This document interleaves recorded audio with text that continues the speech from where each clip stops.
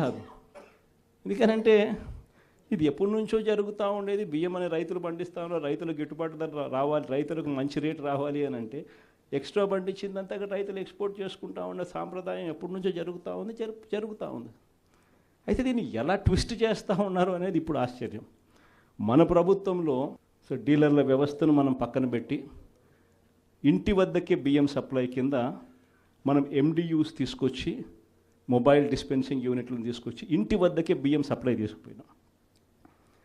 మొట్టమొదటిసారిగా మనం బియ్యం క్వాలిటీని పెంచినాం. మధ్యస్థు సన్నకార బియ్యం ప్రమోట్ చేసినాం, ఇవ్వడం. స్వర్ణ బియ్యం వేని తీసుకొచ్చి సాటెక్స్ చేసి 800 కోట్ల సంవత్సరానికి అదనపుగా ఖర్చు పెట్టి బియ్యంలో నూకల శాతం తగ్గించి సాటెక్స్ చేసి ప్రజలకు మంచి బియ్యం, తినగలిగిన బియ్యం ఇస్తే వాళ్ళు ఎదురు అమ్ముకునే పరిస్థితి ఉండదు అని చెప్పి దానికి ఫుల్ స్టాప్ పెట్టే కార్యక్రమం చేసింది ఎప్పుడైనా జరిగిందని అంటే అది ఒక్క వైఎస్ఆర్సీపీ ప్రభుత్వ హయాంలోనే జరిగింది. ఈరోజు వీళ్ళు ఏం చేస్తూ ఉంటారు? ఈరోజు ఒక పద్ధతి ప్రకారం ఫస్ట్ ఇంటి వద్దకే బియ్యం ఆపేసినారు.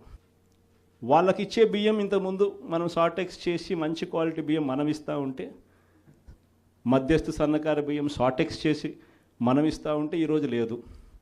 ఈరోజు నిర్వీర్యం చేశారు. చేసి వీళ్ళు ఇవన్నీ చేస్తూ ఉండి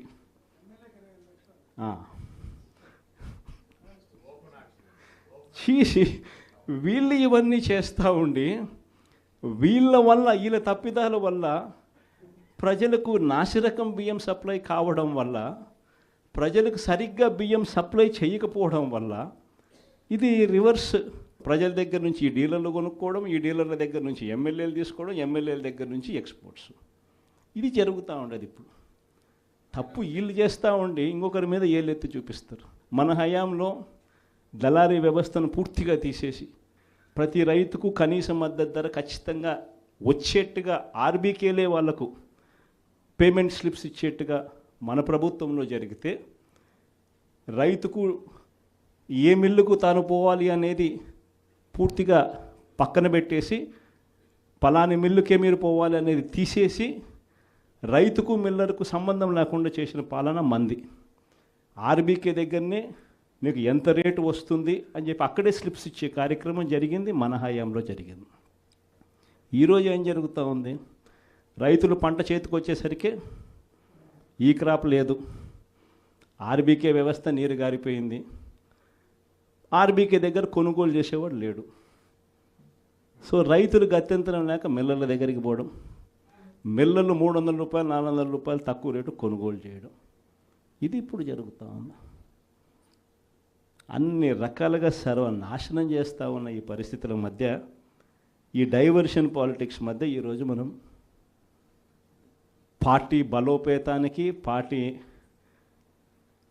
బలోపేతంతో పాటు ప్రజల తరపున మనం నిలబడడానికి ఏ రకమైన ఉద్యమం చేయాలి, ఎలా ఉద్యమాలు చేయాలి అని చెప్పి ఆలోచన చేయడానికి మనం అంతా కూడా ఈరోజు సన్నద్ధమైనాం. ఎందుకంటే ప్రజల తరపున మళ్ళీ పోరాటం చేయాల్సిన సమయం వచ్చింది. ప్రజల తరపున ప్రజలకు దగ్గర కావాల్సిన సమయం వచ్చింది. ప్రజలు ఇబ్బందుల్లో ఉన్నప్పుడు మనం ఉన్నాము అన్న భరోసా ప్రజలకు మనం ఇవ్వాలి. ప్రతి అడుగులోనూ వ్యతిరేకతే. ఒకవైపున చేయాల్సిన ఏ మంచి పని జరగలేదు. సూపర్ 6లు లేవు, సూపర్ 7లు లేవు. మరోవైపున వ్యవస్థలన్నీ పూర్తిగా నీరు గారిపోయాయి. విద్యారంగం కానీ, వైద్య రంగం కానీ, వ్యవసాయ రంగం కానీ, డోర్ డెలివరీ కానీ, గవర్నెన్స్ కానీ. మరోవైపున చూస్తే బాధుడే బాధుడు. కరెంటు బిల్లులు ముట్టుకుంటే, కరెంటు బిల్లులు ఈరోజు ముట్టుకుంటే ఈ నెల స్టార్ట్ అయింది. ఇంకా మొదటి డోసే 6,000 కోట్ల రూపాయలకు సంబంధించిన మొదటి డోసు ఈరోజు ఇచ్చినాడు ఈ నెల బిల్లులో. నవంబర్ నెల బిల్లు, డిసెంబర్ నెల బిల్లు, ఏ ఇంటికి వెళ్ళి కరెంటు బిల్లు ఎంత అని చెప్పి తేడా అడిగితే ప్రతి ఇంట్లో కూడా తేడా కనిపిస్తుంది. కనీసం 300 రూపాయలు పైన రేట్లు పెరిగినాయి. అది ఈ నెలే. రేపు నెల మరో 9,000 కోట్లు వేస్తున్నాడు. ఆ 9,000 కోట్ల భారం కూడా రేపు నెల బిల్లులో ఇంకా కనిపిస్తుంది. అంటే కరెంటు బిల్లులు ఇంకా షాక్ కొట్టే పరిస్థితిలోకి కరెంటు బిల్లులు వచ్చేస్తున్నాయి. ఒకవైపున బాధుడే బాధుడు. రోడ్ల మీద ట్యాక్స్ అంట, రోడ్ల మీద ట్యాక్స్ అంట.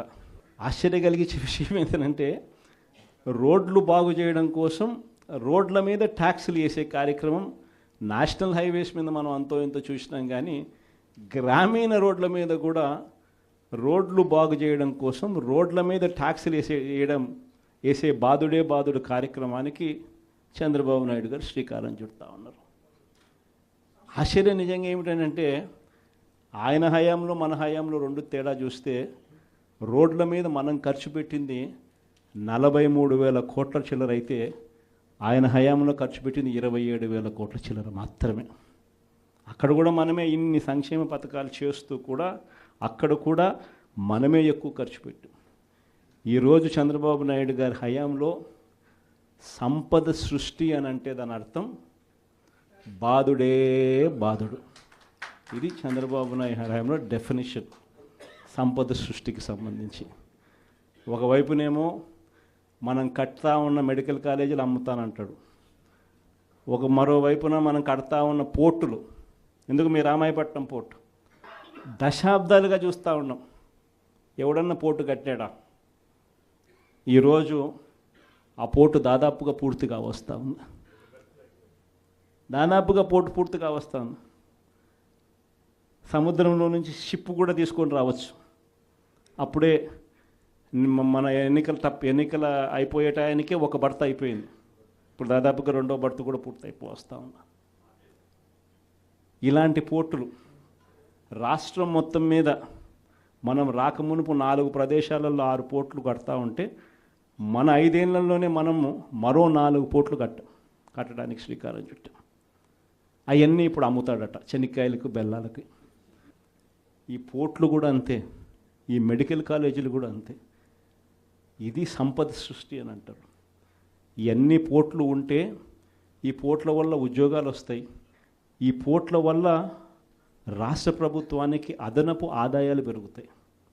దీన్ని సంపద సృష్టి అంటారు.